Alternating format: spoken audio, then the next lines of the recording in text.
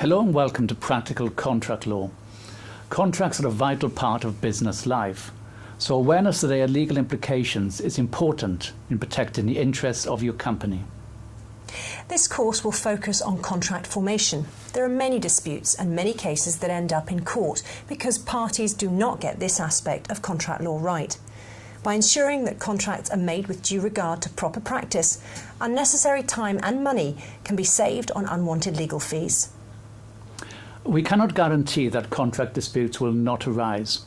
Disputes and legal action can happen even when lawyers draft, negotiate and conclude a contract. But this course will help you to mitigate the risk of a dispute arising by teaching you to identify the key legal, practical and commercial issues to bear in mind when entering into a contract. In order to help you, there will be interactive question and answer sessions so you can assess what you've learnt. In this course, you will learn: what is a contract?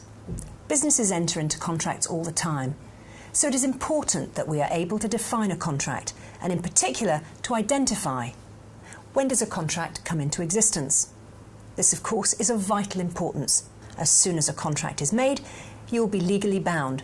So we will learn how to get it right, and in particular how to help ensure that you're not legally bound before you want to be. In a busy office like this, we're making transactions all of the time, and each of these, whether large or small, may amount to a contract.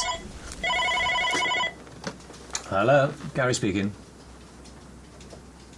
Hi, Joe. Joe's the purchasing manager of another company. You're interested in buying 100 of our F-type contactors? Okay. How much will that be? Give me a second. That's £8,000 plus VAT and delivery. That's fine? Great. Okay, thanks mate. Bye. But how do we know if Gary's acting safely? For complex deals, legal advice may be available, but it's too impractical and expensive to have a lawyer with you all of the time. So that's why it's important to know some principles of contract law. For instance, what is a contract and when does it come into existence? Oh no. What's the matter, Gary? I think I made a mistake. The cost should have been 9,000 plus VAT.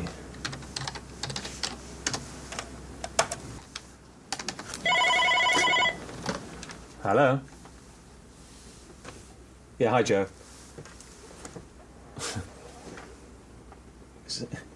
You think we made a contract? And you want them at £8,000? Is Joe right? Has a contract been made? What do you think? You cannot possibly have a contract as all the terms, such as delivery and time of payment, have not been agreed. This statement is false. It is true that you have not agreed terms such as time of payment, time of delivery and many other terms, but you have agreed on the items to be purchased and the price. This may well be enough for a court to hold that there is a legally binding agreement to sell the items at that price. The court will interpret the contract to mean that payment will be made in a reasonable time and delivery will be within a reasonable time. So even though you might think that there's much left to be agreed, the court may find that there is a contract and will fill in the gaps. There cannot be a contract at this stage as the agreement is not in writing. This statement is false. A contract for the supply of goods or services does not need to be in writing. So you may be legally bound by what you have said. Note that this is a general rule. Some particular types of contract do need to be in writing and signed, such as contracts for the sale of land and guarantees. But the general rule is that a verbal agreement may amount to an enforceable contract. So take care with what you say and do. There cannot possibly be a contract at this stage, as you did not intend to make a contract. The comments were part of a preliminary discussion. This statement is false. You may not have intended to enter into a contract at this stage, but what you actually intended may not be conclusive. A court will consider the matter objectively. That is, what would a reasonable person have thought when considering the words used? Would a reasonable person think that the parties intended to enter into a contract, a legally enforceable agreement for the sale of the contractors? There's another problem for you here. In a commercial context, there's a presumption that the parties intended to be legally bound. So in such a case, if the parties say things that look like an agreement, the court will presume that they intended to form a contract. It is for the person arguing that there was no such intention to prove it. So take care. You could enter into a contract even though you didn't mean to do so. So let's summarise what we have learned so far. A contract for the supply of goods and services does not need to be in writing. If you're not careful, you might enter into a contract before you want to. A court may fill in the gaps. So if a contract can be made in this way, what exactly is a contract? A contract must contain these 4 elements: an offer, an acceptance, the intention to be legally bound, and consideration. If any one of these is missing, there will not be a contract. We will now look at each of these in turn and apply them to practical commercial situations. For example, Hello, Nina. It's Brian from RGB. Oh, hi, Brian. I've got a price on those machines for you. I can offer you them for £5,000. yeah, 5,000? Sounds good. I'll take them. Okay, great. Okay, thanks. Bye. Now, we have an agreement, an offer, and then an acceptance. Brian has made an offer. We will look at the definition of an offer in more detail later, but there seems little doubt here that Brian's words constitute an offer. An acceptance is when you've made an unequivocal assent to the terms of the offer.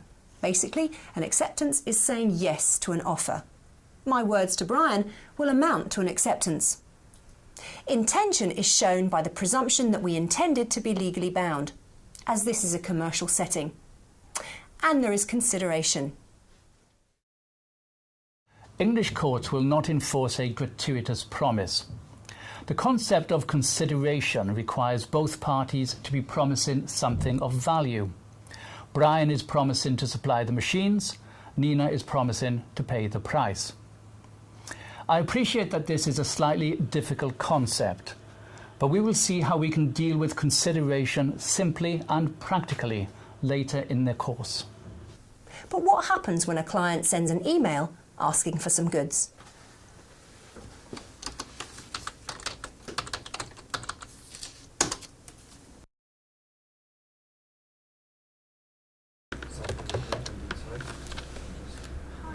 Hello, warehouse. We have an order for 5,000 A-type connectors for £5,000. Can you dispatch them to Hudson Components Limited? Yes, I can get them there this afternoon. No problem. Okay, bye. A contract may have been formed when the goods are dispatched. Remember, a contract requires an offer and an acceptance. The order from Hudson Components is likely to amount to an offer. But where is the acceptance? A court will ask whether a reasonable person would assume that you've accepted the offer by sending the goods. Acceptance is all about being clear in what you say and in what you do. Acceptance is an unequivocal assent to the terms of the offer. This can be by words, but it can also be by conduct. So in this case, by sending the goods, a reasonable person will be likely to think that you have accepted the offer. You can have it for £3,000. This looks like an offer. OK, but only if it includes a new CD player.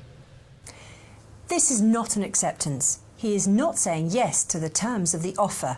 He is, in fact, making a counter-offer. That's fine.